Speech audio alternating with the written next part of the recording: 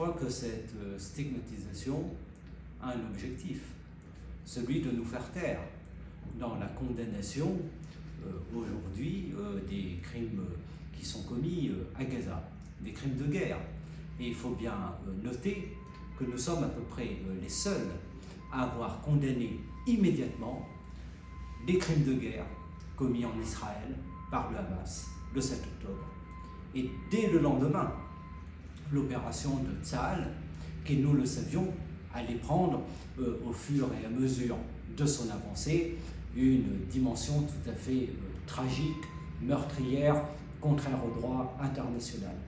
Et c'est notre devoir, c'est notre honneur que de nous élever aujourd'hui contre ce que j'appelle un crime contre l'humanité en cours. Les gens le savent ici à La Réunion.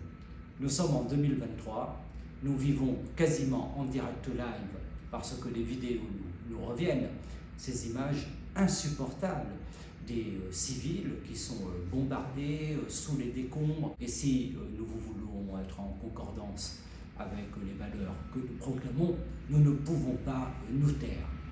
Beaucoup de dirigeants européens et beaucoup de responsables politiques français ont bien sûr condamné l'attaque du Hamas le 7 octobre, mais pour le reste, ont apporté un soutien inconditionnel à Israël et lui ont accordé un droit à se défendre.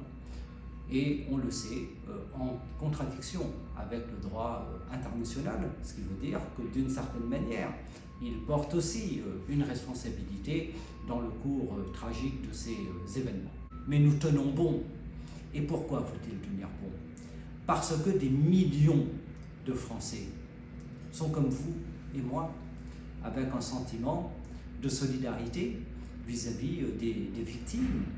Et les gens sont révoltés, indignés. D'ailleurs, dans toutes les rues en Europe, vous avez des mobilisations.